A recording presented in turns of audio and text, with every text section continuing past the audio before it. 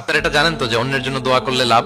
ধরেন যে আপনার এক ভাই দারিদ্র্যের কষাঘাতে জর্জরিত, টাকা পয়সা না, আপনি দোয়া করলেন যে আল্লাহ আমার ভাইটা আর্থিক সমস্যায় আছে, তার আর্থিক সমস্যা দূর করে দাও। ফেরেশতারা দোয়া করে, আল্লাহ যিনি দোয়া করলো তার যদি আর্থিক সমস্যা থাকে তুমি আগে তার আর্থিক সমস্যা দূর করে দাও।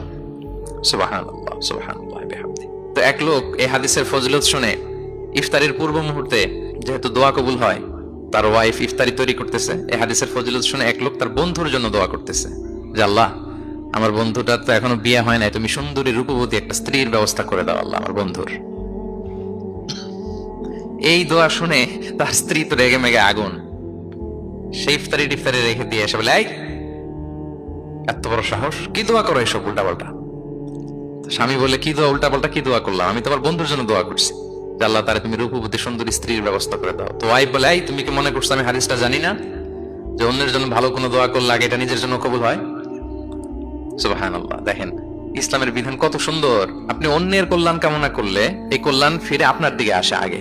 সুবহানাল্লাহ। তো এই বেদুইনের এটা জানা ছিল না, সে এসে দোয়া করতেছে, আল্লাহুম্মা আরহামনি ওয়া মুহাম্মাদা ওয়া লা তারহাম মা'ানা আহাদা। আল্লাহ তুমি শুধু আমারে রহম করো আর মুহাম্মদ সাল্লাল্লাহু আলাইহি ওয়াসাল্লামের রহম করো, আমাদের দুজনের সাথে আর কাউরে রহম করো না। রাসূল ইসলাম তাকিয়ে বলেন, হায় রে, একটা প্রশস্ত বিষয়কে সে সংকীর্ণ করে ফেললো। আফসোস করে বলতেছে, কারণ আল্লাহর দরবারে রহমের কি কোনো ঘাটতি আছে বলেন তো? আল্লাহর দরবারে রহমতের কোনো কমতি আছে? নাই। সাথে সবাইকে ইনক্লুড করতে পারতো। আচ্ছা গেল, দোয়া শেষে এবার সে মসজিদে নবীর মাঝখানে বসে পেশাব করা আরম্ভ করছে। এবার তো সাহাবারা রেগে মেগে আগুন, কি এত বড় সাহস, মসজিদে নবীর মাঝখানে পেশাব, সবাই উদ্ধত হচ্ছে তাকে মারতে যাবে। রাসূল ইসলাম সবাইকে সামলালেন, থামালেন, বললেন, রাখো রাখো রাখো, ছাড়ো, আগে সারতে দাও।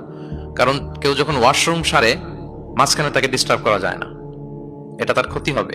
রাসূল ইসলাম বললেন, রাখো, লেট হিম পাস ইউরিন, তাকে কাজ সারতে দাও।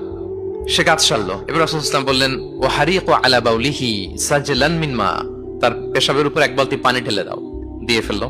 এবার রাসূল সাল্লাল্লাহু আলাইহি ওয়াসাল্লাম বললেন, ইন্নামা বুইসতুম মুয়াসসিরিন ওয়া লাম তুবআসু মুআসসিরিন। হে সাহাবারা, মনে রাখো তোমরা সহজপন্থী হিসেবে প্রেরিত হয়েছে, তোমরা কট্টরপন্থী হয়ে পৃথিবীতে প্রেরিত হও নাই। সুবহানাল্লাহ। তাহলে যে কোনো জিনিসের সলিউশন আপনার সহজভাবে করতে হবে, এটাকে জটিল বানানো যাবে না। আমরা অনেক সময় জটিল থেকে জটিল করি।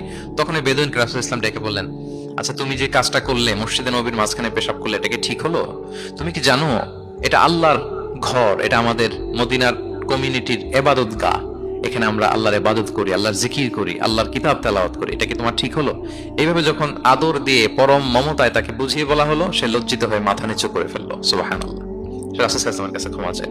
আপনি কোমলতা, ভালোবাসা দিয়ে যা জয় করতে পারবেন, কঠোরতা দিয়ে সেটা পারা যায় না, খেয়াল রাখবেন। ভালোবাসা দিয়ে যেভাবে আপনি মানুষের হৃদয় জয় করতে পারবেন, কঠোরতা দিয়ে পারবেন না। এজন্য ইসলাম ফ্লেক্সিবিলিটিতে বিশ্বাস করে। ফ্লেক্সিবিলিটি, লা ইউকাল্লিফুল্লাহু নাফসান ইল্লা উসআহা। আল্লাহ সাধ্যের বাইরে